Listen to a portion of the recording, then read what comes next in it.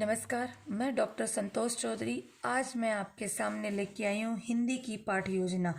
हिंदी की पाठ योजना के अंतर्गत हम आज लेकर आए हैं हिंदी की एक कविता, जो कविता है दीवानों की हस्ती। देखिए, जो ये हम पाठ योजनाओं वाली वीडियोस बना रहे हैं, ये वीडियोस बीएड करने वाले छात्र अध्यापक अध्यापिकाओं के लिए, बीएसटीसी करने वाले छात्र अध्यापक अध्यापिकाओं के लिए तथा कोई भी टीचर ट्रेनिंग कोर्स करने वाले जैसे बीएससी बीएड, बीए बीएड आदि करने वाले विद्यार्थी जब अपनी इंटर्नशिप पर जाते हैं तो उनके द्वारा पाठ योजनाएं बनाई जाती हैं। उसी पाठ योजना में उन्हें सहयोग प्रदान करने हेतु हमारी ये वीडियो बनाई जा रही है। आज हम आपके सामने लेकर आए हिंदी की पाठ योजना दीवानों की हस्ती, और आज की हमारी विधा है पद्य भाग। पहला पेज, फर्स्ट पेज के ऊपर आप देखेंगे कि हमें यहाँ लिखना है विद्यालय का नाम, दिनांक, विषय, कक्षा, कालांश, समय अवधि। समय अवधि हमारी 35 से 40 मिनट रहेगी। विषय में हम लिखेंगे हिंदी, हिंदी के ब्रैकेट में हम डालेंगे पद्य विधा। इसके बाद हम प्रकरण लिखेंगे दीवानों की हस्ती। इसके बाद हमने एक बॉक्स तैयार किया। इस बॉक्स में हमने 3 बॉक्सेस तैयार किए हैं। पहला क्रम संख्या, दूसरा विशिष्ट शिक्षण उद्देश्य, तीसरा है अपेक्षित व्यवहारगत परिवर्तन। यानी जो हमारा पहला है वह है हमारा विशिष्ट शिक्षण उद्देश्य। कौन से? विशिष्ट। देखिए, यदि सामान्य शिक्षण उद्देश्य लिखते हैं तो वो हमारी पूरी बुक के होते हैं, जो कि हमारी फाइल के बिल्कुल प्रारंभ में पेज के ऊपर लिखे जाते हैं। लेकिन प्रत्येक प्रकरण से संबंधित विशिष्ट उद्देश्य होते हैं जो हम यहाँ पर लिखते हैं। जैसे कि हमारा पहला ज्ञानात्मक है, दूसरा हमारा अर्थ ग्रहण है, तीसरा हमारा अभिव्यक्ति है, चौथा हमारा कौशल है, पांचवा अभिरुचि और छठा हमारा अभिवृत्ति है। जिस प्रकार से हम एसएसटी और साइंस की जो फाइलें उनके अंदर हम लिखते हैं ज्ञान, अवबोध, ज्ञानोपयोग, यहाँ हमने लिखा है ज्ञान, अर्थ ग्रहण और अभिव्यक्ति। ये हमने इनके सामने इनके अपेक्षित व्यवहारगत परिवर्तनों को लिखा है जो इसके सामने लिखे गए हैं। इस प्रकार से ये हमारा पेज नंबर फर्स्ट कंप्लीट होता है। इस फर्स्ट के अंदर हमने शिक्षण उद्देश्य लिखे और सामने उनके अपेक्षित व्यवहारगत परिवर्तन लिखे हैं। अब आपके सामने आता है पेज नंबर 2। पेज नंबर 2 में हम सबसे ऊपर लिखेंगे सहायक सामग्री, जो कि हमारे शिक्षण कार्य को रुचिकर बनाने हेतु हम अपनी कक्ष में जिसका प्रयोग करते हैं। चौक, डस्टर, ब्लैक बोर्ड, चार्ट आदि का प्रयोग करते हैं। पूर्व ज्ञान में हम लिखेंगे विद्यार्थी सुख दुख जैसी जीवन के जो हिस्से होते हैं उनसे परिचित होते हैं। इसके बाद हम हेडिंग डालेंगे प्रस्तावना का लिए हम ऐसे बॉक्स तैयार करेंगे, और इस बॉक्स के अंदर हमने 3 बॉक्सेस तैयार किए हैं, क्रम संख्या, छात्र अध्यापिका क्रिया और विद्यार्थी क्रिया। इसके बाद हम एक प्रस्तावना, बहुत ही सुंदर, रुचिकर और एक जिसे कहते हैं जिज्ञासा उत्पन्न करने वाली जो प्रस्तावना है वो इसके अंदर बनाई गई है। और जो प्रस्तावना होती है वो पाठ योजना की आत्मा होती है।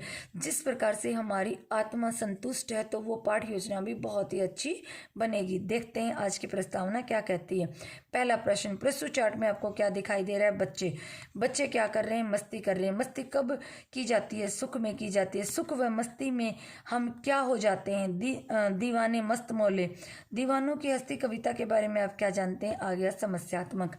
अब छात्र अध्यापिका ने अपना पहला प्रश्न चार्ट के माध्यम से पूछा है, तो जो यह चार्ट है यही हमने मिनिएचर के रूप में सामने इस पेज के ऊपर लिखा है।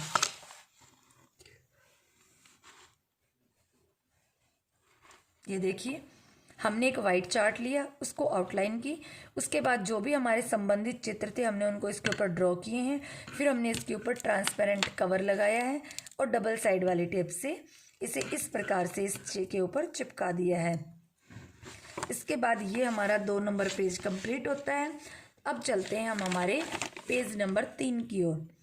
पेज नंबर जो हमारा 3 है वो आपके सामने ये देखिए, आपको दिख रहा होगा, ये हमारा पेज नंबर 3 है।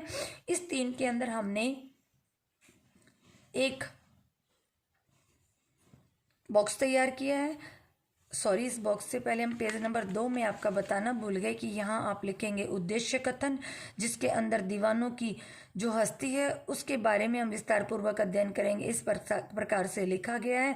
और इसके बाद लिखा गया है प्रस्तुतिकरण कि छात्र अध्यापिका जिस विधि का प्रयोग करते हैं, यानी अनुवाद विधि के माध्यम से छात्र अध्यापिका अनुवाद विधि से अपनी इस जो कविता है इसका प्रस्तुतिकरण देगी। इस प्रकार से हम लिखेंगे।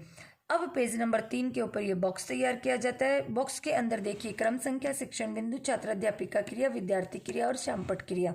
सबसे पहले आता है आदर्श वाचन कि छात्र अध्यापिका उचित लय, गति, यति, भावानुसार कविता का सस्वर वाचन करेगी। अच्छा, जब छात्र अध्यापिका वाचन करती है तो विद्यार्थी क्या करते हैं? ध्यानपूर्वक सुनते हैं, यानी विद्यार्थी ध्यानपूर्वक सुनेंगे। उसके बाद आता है अनुकरण वाचन। जो अनुकरण वाचन होता है वह विद्यार्थी करते हैं। तो छात्र अध्यापिका क्या करेगी इस टाइम? छात्र अध्यापिका विद्यार्थियों के वाचन को ध्यानपूर्वक सुनेगी और उसमें निहित अशुद्धियों को दूर करवाएगी। विद्यार्थी क्रिया में क्या आगा कि यहाँ देखिए कि शुद्ध लय, ये गति और भावों के अनुसार अनुकरण वाचन करने का प्रयास करेंगे। तीसरा है अशुद्धि संशोधन। अनुकरण वाचन के दौरान छात्र अध्यापकों के द्वारा या अध्यापिकाओं के द्वारा जो गलतियां की जाती है उनमें जो संशोधन कहलाता है, यानी अशुद्धि संशोधन में विद्यार्थियों ने जो ऊपर अनुकरण वाचन में पढ़ा है उसमें से आई हुई गलतियों को ये दूर करते हैं। इसके बाद चौथा पॉइंट आता है काठिन्य निवारण। इसमें हम श्यामपट्ट का प्रयोग करते हैं और श्यामपट्ट के ऊपर उन शब्दों के अर्थ लिखते हैं जो कि बहुत कठिन है, और वही हम आगे विद्यार्थी इसमें क्या करेंगे? विद्यार्थी इसमें अपने उत्तर पुस्तिका में महत्वपूर्ण बिंदुओं को उतारेंगे। अब हमारे पेज नंबर 3 के सामने हमने देखिए एक मिनिएचर लगाया है। यह जो मिनिएचर है यह उस कविता से संबंधित है जिस कविता का छात्र अध्यापिका ने अभी अभी आदर्श वाचन ये लय गति के साथ किया। ये उसका मिनिएचर है जिसमें एक पक्षी है, बहुत ही स्वच्छंद विचार रखता है और इसके नीचे पेड़ का एक घोंसला टाइप बना हुआ है, और यह जो पक्षी है यह बहुत ही आकर्षक है, और यह आकर्षक जो है यह इसके कविता के अंदर दिखाया गया है। अब देखिए इसके आगे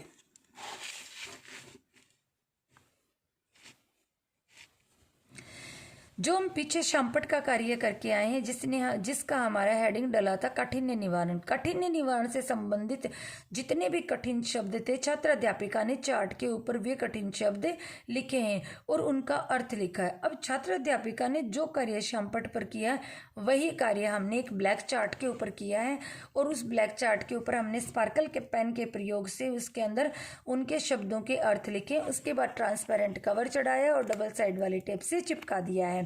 इसके बाद आता है हमारा 5 नंबर। शिक्षण बिंदु के अंतर्गत बनता है हमारे सौंदर्यात्मक प्रश्न या सौंदर्य बोध के प्रश्न। छात्र अध्यापिका जो क्रिया है उसके अंदर हमने 3 प्रश्न पूछे हैं और उसके सामने वाले यानी विद्यार्थी क्रिया में उन्होंने आंसर दिए हैं। इसके बाद हमारा छठा जो पॉइंट है वो आता है विचार विमर्श, यानी बैठकर आपस में एक दूसरे के साथ विचार विमर्श करते हैं। वो विचार विमर्श छात्र अध्यापिका विद्यार्थियों को कविता से संबंधित प्रश्न पूछती है और विद्यार्थी उन प्रश्नों के उत्तर देते हैं। इस पॉइंट को कहते हैं विचार विमर्श। इसके बाद आता है सस्वर वाचन, यानी छात्र अध्यापिका विद्यार्थियों को निर्देश देती है कि जोर जोर से अपनी कविता को पढ़ें और उसी को कहा जाता है सस्वर वाचन। जब विद्यार्थी सस्वर वाचन कर रहे हैं तो छात्र अध्यापिका बीच बीच में कुछ कुछ पंक्तियों को श्यामपट्ट पर लिख रही है, जो कि यहाँ आपके सामने लिखा है। पेज नंबर पीछे हमने किया था हमारा पेज नंबर 3, उसके सामने उसका मिनिएचर था, और ये हमारा है पेज नंबर 4, और पेज नंबर 4 के सामने आप देख रहे होंगे कि यह पेज नंबर 4 का मिनिएचर है। देख लिया, एक पहाड़ है, पहाड़ के ऊपर एक व्यक्ति खड़ा है और ऐसा लग रहा है जैसे कि सूरज को अपने हाथ में पकड़कर लेकर आ रहा है, और उसके सामने इसकी कविता की कुछ पंक्तियां लिखी हैं। इस प्रकार से यह हमारा पेज नंबर 4 कंप्लीट हुआ। अब आता है हमारा पेज नंबर 5। पेज नंबर 5 पे हमारे मूल्यांकन के प्रश्न पूछे गए। मूल्यांकन के प्रश्नों में विविधता पाई जाती है। 5 तरह के प्रश्न हैं। पहले है वैसेद्य वाले, दूसरे हमारे सत्य असत्य, तीसरा रिक्त स्थान, चौथा है अति लघुतरात्मक और 5वां होता है लघुतरात्मक। इन प्रश्नों के उत्तर अपनी फाइल के अंदर नहीं लिखे जाते हैं क्योंकि ये प्रश्न बच्चों को प्रश्नों की विविधता सिखाने हेतु बनाए जाते हैं। इसके बाद अंत में आता है गृह कार्य। गृह कार्य एक निबंध प्रश्न के रूप में पेज नंबर 6, पेज नंबर 6 पे दिया गया है गृह कार्य एक निबंधात्मक प्रश्न के रूप में दिया जाता है और उसके बाद हम लिखेंगे पर्यवेक्षक के सुझाव और पर्यवेक्षक के हस्ताक्षर। यदि आपने यही पाठ्य योजना वार्षिक पाठ्य योजना के लिए बनाई है तो उसके अंदर आप गृह कार्य न दें, आप सीधे जो आपने दीवानों की हस्ती के नियमों का पालन करें मूल्यांकन का प्रश्न बनाया, जस्ट उसके बाद ही आप पर्यवेक्षक के सुझाव और पर्यवेक्षक के हस्ताक्षर लिख दें। इस प्रकार से हमारी पाठ्य योजना कंप्लीट हुई। धन्यवाद।